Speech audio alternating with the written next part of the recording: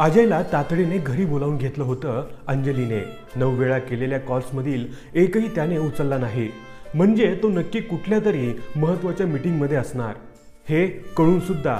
कारणच तसं होतं। अजयचे काका वय वर्ष 85, म्हणजेच अंजलीचे चुलत सासरे। सकाळचे जे बाहेर पडले होते ते घरी परतलेच नव्हते। दुपारच्या जेवणाची वेळ आली, ती टळली, वर तासभरही उलटला तरी काका न आलेले पाहून अंजली चरकली होती आणि अजयला बोलवण्या वाचून काहीच पर्याय उरला नव्हता तिच्यासमोर।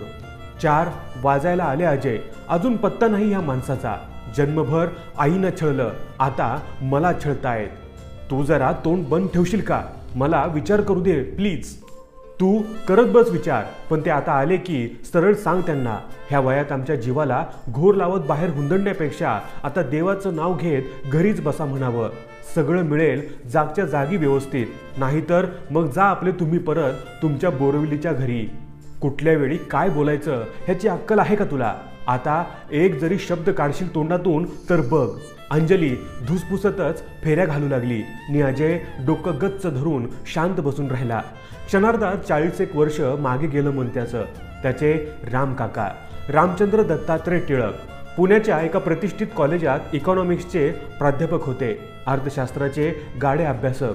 2-3 पुस्तकेही लिहिली त्यांनी, जी तमाम इकॉनॉमिक्स स्टुडंट्सच्या बॅगेत मानाचं स्थान पटकावून असत। एका साहेबाकडून लहानपणी त्यांच्या भाषेचे धडे गिरवलेले रामकाका फरड इंग्रजी बोलायचे आणि लेटर ड्राफ्टिंग तर कमाल असते त्यांचं।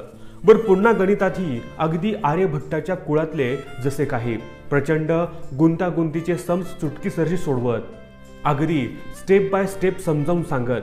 तोंडी आकडेमोड म्हणजे तर समोरच्याने थक्क व्हावं अशी करायचे।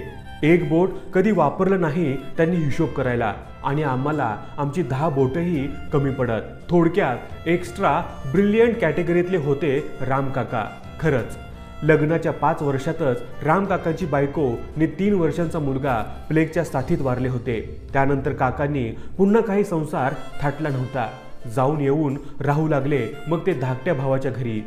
त्याच्याच मुलाला म्हणजेच अजयला पोटच्या पोराची माया दिली त्यांनी। खूप केलेलं त्यांनी अजयसाठी, अगदी त्याच्या आजारपणापासून ते त्याच्या शिक्षणापर्यंत।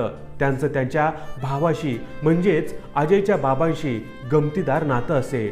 दोघं एकमेकांशी तोंडावर फारसं बोलत नसत, पण पाठीवर अजयकडे किंवा अजयच्या आईकडे एकमेकांची चौकशी करायलाही चुकत नसत। अजयच्या आईबरोबरचं रामकाकांचं नातं म्हणजे दीर कमी आणि थोरला भाऊ जास्त असं होतं। दोघांनाही एकमेकांत रक्षाबंधन किंवा भाऊबीज वगैरे प्रकार कधी साजरे करावे लागले नव्हते, पण जे काही होतं ते थेट मनातून आणि मनापासून होतं।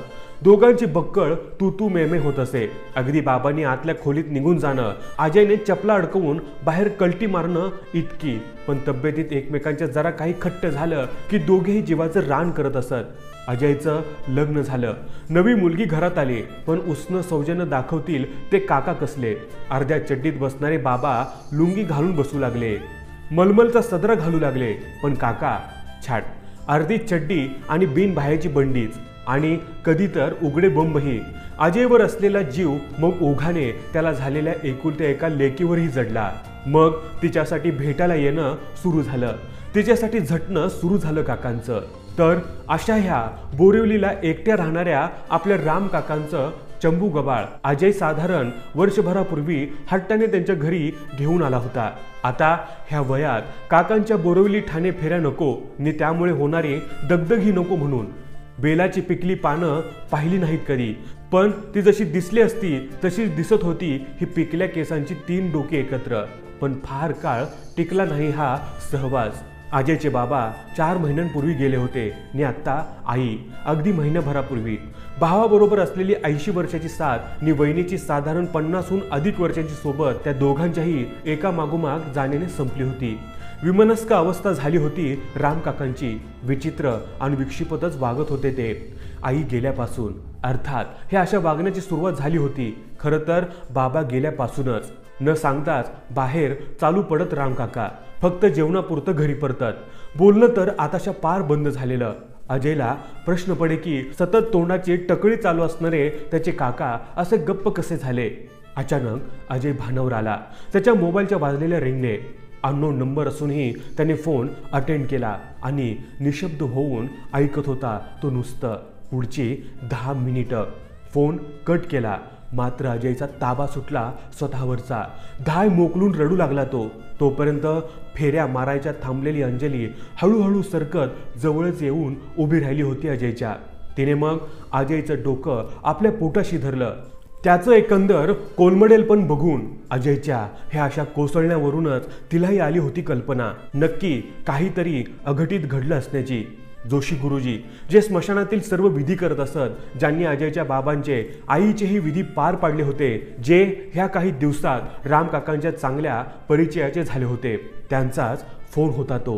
हॅलो, नमस्कार, अजय टिळक ना? बर, आता फक्त ऐका थोडं, मी जे काय सांगू इच्छितोय ते. हॅलो, नमस्कार, अजय टिळक ना? बरं, आता फक्त ऐका थोडं, मी जे काय सांगू इच्छितोय ते. तुमचे बाबा गेल्यावर त्यांचं रात्री उशिराने तुमचे काका एकटेच आले होते स्मशानात. मला विनवणी करून त्यांनी तुमच्या बाबांच्या अस्थितील थोडी राख एका पुरचुंडीत बांधून घेतली होती. ती पुरचुंडी इथेच एका कोनाड्यात ठेवायचे ते. रोज यायचे काका इथे. खूप गप्पा मारायचे त्या पुरचुंडीशी. म्हणायचे, आयुष्यभर आपण कामाव्यतिरिक्त बोललोच नाही रे एकमेकांशी भावड्या. म्हणूनच आता मी रोज येत जाईन, खूप गप्पा मारेन तुझ्याशी. त्यांच्या बालपणीच्या आठवणी काढून ढसाढसा रडायचे. मग जाताना आवर्जून सांगायचे, तुझ्या सौची काळजी करू नकोस. हा तिचा थोरला भाऊ असेपर्यंत तरी नको. पण गेल्याच महिन्यात खचून तुमची आईही गेली. राम काका त्या रात्रीही उशिराने एकटे स्मशानात आले होते. यावेळी मीच त्यांना तुमच्या आईच्या राखेची पुरचुंडी बनवून दिली. आता ते रोज येऊन दोघांशी गप्पा मारत असत. तुमच्या बायकोचं कौतुक सांगत असत. म्हणत, तोंडाळ असली तरी फार फार प्रेमळ आहे बरं सून आपली. मनात काही नाही तिच्या. अगदी सख्या बापासारखं करते माझं. तुम्ही दोघं माझी अजिबात काळजी करू नका. मी खरोखर बेदम मजेत आहे. अजय तुमच्या तक्रारी करायचे ते. तुमच्या लेकीच्या खोड्या सांगायचे. मध्येच मग हमसून हमसून रडायचे.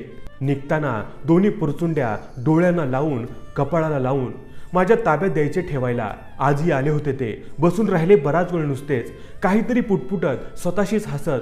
पुरचुंड्या काही मागेनात म्हणून मीच विचारलं त्यांना. तर मला म्हणाले, आज प्रत्यक्षच भेटून बोलेन म्हणतो. एवढं बोलून माझ्याकडे भरल्या डोळ्यांनी कृतज्ञतापूर्वक बघत हसले. हात जोडले मला आणि पुढच्याच क्षणी माझ्या डोळ्यात देखत त्यांनी बसल्या जागीच प्राण सोडला आपला. कदाचित प्राण त्यागला आपला. कारण आधीच ठरवून आले होते ते. आज प्रत्यक्ष भेटूनच बोलायचं भावाशी, बहिणीशी. मग आपण पामर कोण त्यांना अडवणार आहे? तेव्हा या तुम्ही आता इथे. मी व्यवस्थित निजवून ठेवलंय काकांना. तुमच्या आईबाबांच्या अस्थींच्या राखेच्या पुरचुंड्या ठेवलेल्या कोनाड्याखालीच. अजय डोळे पुसत उठून उभा राहिला. राम काकांना घरी बसा म्हणावं आता, असं मगा अजयला सांगणारी अंजली राम काकांबद्दल कळून थप करून खाली बसून हमसाहमशी रडू लागली. अजयने अंजलीच्या खांद्यावर हात ठेवत त्याच्या 4-5 मित्रांना फोन लावले. स्मशानात तिथल्या तिथेच परस्पर सगळे विधी आटपणार होता तो. आणि नंतर उशिराने जाऊन काकांच्या अस्थीची राखही घेणार होता तो. पुरचुंडीत बांधून एका बाबा, आई आणि काका अशा ह्या तिघांच्या अस्थींच्या तिन्ही पुरचुंड्या यापुढे एकत्रच गाठ मारून ठेवणार होता तो. आता नसलेल्या त्या तिघांचा 3 पुरचुंड्यातून बसलेला आपसातील बंध जपून ठेवणार होता अजय यापुढे. अगदी कायमचाच एका गाठीत त्याच कोनाड्यात सुरक्षितपणे. मित्रांनो, या व्हिडिओबद्दल तुमचं मत काय हे आम्हाला कमेंट करून जरूर कळवा.